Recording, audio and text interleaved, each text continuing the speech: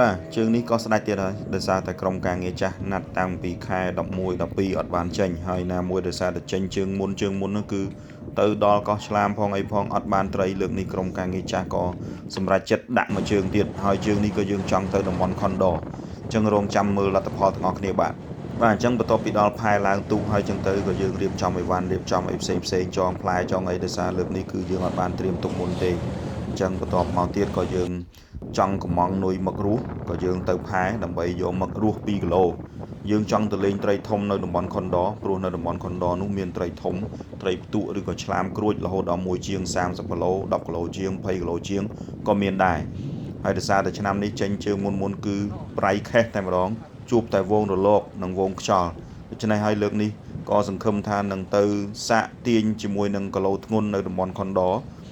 អញ្ចឹងកំងមឹករស់2គីឡូដើម្បីដាក់ទៅផងដែរបាទអញ្ចឹងនេះធ្វើដំណើរចេញបដាទៅហើយ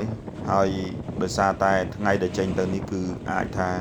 អាកាសធាតុមិនសូវល្អទៀតហើយអញ្ចឹងចេញទូកទៅក៏យើងទៅបាំងជាមួយនឹងកោះឆាន់ដើម្បីស្ទូចកូនត្រីសិនហើយល្ងាចបន្តិចស្ងប់ខ្យល់ទើបយើងរត់ទៅតំបន់ខុនដូដើម្បីស្ទូចត្រីធំហើយនេះដែរទស្សនវិជ្ជាទូទៅផ្ទះបងប្អូនប្រជាពលរដ្ឋក៏ដូចជាមានរីសតមានផ្ទះសំណាក់អីផ្សេងនៅក្នុងកោះស្ដេចទាំងតែម្ដងបាទអញ្ចឹងនៅកោះស្ដេចគឺជាកោះមួយធំជាងគេហើយនៅខាងកែតកោះកុងនេះហើយមានប្រជាពលរដ្ឋរស់នៅច្រើនសាលារៀនមន្ទីរពេទ្យណាហេដ្ឋារចនាសម្ព័ន្ធអីផ្សេងជាពិសេសគឺរីសតល្បីរីសតធំក៏នៅលើកោះស្ដេចនេះច្រើនផងដែរបាទអញ្ចឹងបន្ទាប់ពីយើងយកមករស់យកអីហើយក៏យើងទៅឆ្លៀតស្ទូចនៅក្បែរកោះឆាន់ដើម្បីបាំងសិនដោយសារតែខ្យល់វាអាចធ្លាក់ខ្យល់ត្បូង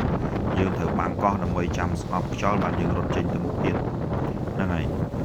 អូខេនេះហើយគឺជាមឹករស់ដែលយើងថាយកទៅនុយដើម្បីស្ទូចយកត្រីធំនឹងឯងឆ្លៀតដាក់2គីឡូទៅបាទអញ្ចឹងលទ្ធផលជើងនេះពិតជាសង្ឃឹមយ៉ាងមុតមមតែម្ដងថាបានត្រីធំជួបគីឡូធំអញ្ចឹងទៅអូខេ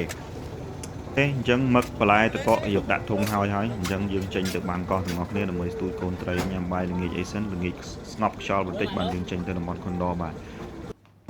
នេះគឺទស្សនវិជ្ជាដែលយើងចេញពីយកមឹកយកតកយើងជិះបត់មកខាងឆ្វេងដៃវិញបាទន័យថាយើងជិះចេញមកឆ្វេងវិញដើម្បីទៅបាំងកោះឆាន់ដើម្បីស្ទូចត្រី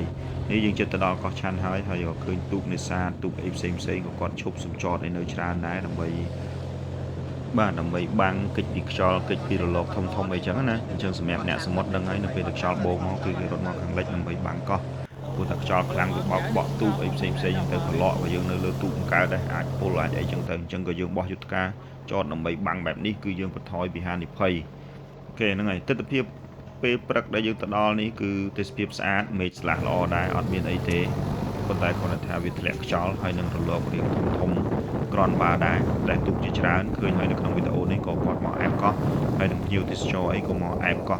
នេះស្ទូចត្រីហើយមួយទឹកមើលផ្កាថ្មមើលអីចឹងទៅណាអូខេហ្នឹងហើយអញ្ចឹងវាកោះស្ដេចគឺជាទិសដៅទេសចរមួយដ៏ពេញនិយមដែល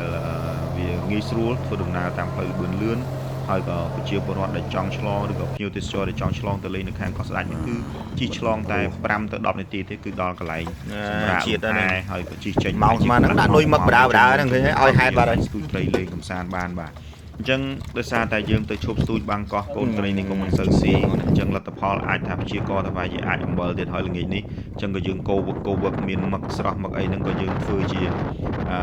មឹកស្រស់ញ៉ាំជាមួយនឹងទឹកត្រីកោះកុងបុកភ្លាមតែម្ដងទៅបាទយើងសម្រាមើលភ្ញៀវទេសចរមើលទូកទេសចរដឹកភ្ញៀវទៅមកអីចឹងណាអញ្ចឹងនេះយើងគ្រាន់តែសំចតចាំដើម្បីស្ងប់ខ្យល់ស្ងប់រលកបន្តិចចេញទៅក្រៅទេបាទប៉ុន្តែគ្រាន់តែចាំនេះក្រុមការងារដែលគាត់មកពីខាងកំពង់សោមនេះបាទអង្គុយស្ទូចត្រីផងហើយក៏អង្គុយមានដាក់គ្រឿងកំប៉ុងផងដែរបាទមុខមួយកន្លែងហើយមិនដឹងថាបានតិចឬក៏ច្រើនលទ្ធផលយ៉ាងណាទេប៉ុន្តែមើលមុខទៅដូចពិបាកដល់ហើយមុខអញ្ចឹងវាលក្ខណៈថា relax slow life យើងមើលទៅទេសភាពជុំវិញមានភ្ញៀវទេសចរមានទូកទេសចរសំចតអីចឹងទៅយើងក៏លំហែអារម្មណ៍លំហែដាក់សន្ទូចោលបែបនេះទៅហើយក៏កាន់តែសៀលជ្រេហើយខ្យល់ក៏មិនឃើញស្ងប់អញ្ចឹងក៏ចាត់ចែងកូនត្រីកូនអីដែលស្ទូចបានតិចតួចហ្នឹងគឺរៀបចំហើយដើម្បីធ្វើម្ហូបញ៉ាំល្ងាចនេះតែម្ដងបាទមានត្រីតកែត្រីក្របខ្នើយចឹងទៅហើយក៏មានមឹកស្រស់ខ្លះហ្នឹងយើងក៏យកទៅស្ងោរជ្រក់ចូលគ្នាតែម្ដងបាទហ្នឹងហើយអញ្ចឹងគឺថាលទ្ធផលមិនដូចជាការរំពឹងទុកទេ ដោយសារតែថ្ងៃហ្នឹងគឺយើងចំខ្យល់ចំរលកมันអាចចេញទៅក្រៅបានអញ្ចឹងมันអាចចេញទៅកន្លែងដែលស្ទួយត្រីធំបានទេអញ្ចឹងក៏គិតគ្នាថាបើសិនជាល្ងាចបន្តិចខ្យល់រៀងស្ងប់យើងអាចចេញទៅត្រឹមតំបន់ហិនដាតឬក៏ទឹកដៃស្មាត់បឹងទៅមកអូខេហ្នឹងហើយអញ្ចឹងគឺថាខកបំណងទៀតហើយមិនបានទៅលេងបាទឥឡូវនេះក៏ស្ដាច់3 4ដងគឺខ្យល់ពេកទូករត់បាំងកោះអស់ហើយយើងរើសថ្ងៃចំអញ្ចឹងតាមការព្យាករណ៍រលកធាតុអាកាសគឺអាចអំបិលភាគច្រើនចំសៅរ៍បាត់ចំថ្ងៃអាកាសធាតុដែលរៀងល្អគឺមិនបានទេអញ្ចឹងសមុទ្រកុំឃើញថាសមុទ្រទៅស្ទូចបានក៏វាមិនមានពីការងាយស្រួលប្រហែលដែរដោយសារតែយើងខ្លះយើងទៅចំទឹកហូរខ្លាំងទឹកហូរខ្យល់រលកត្រីវាអត់ស៊ីទេ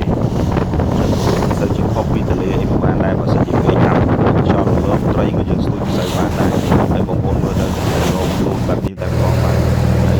ពេលនេះគឺយើងសម្រេចថាចេញទៅតំបន់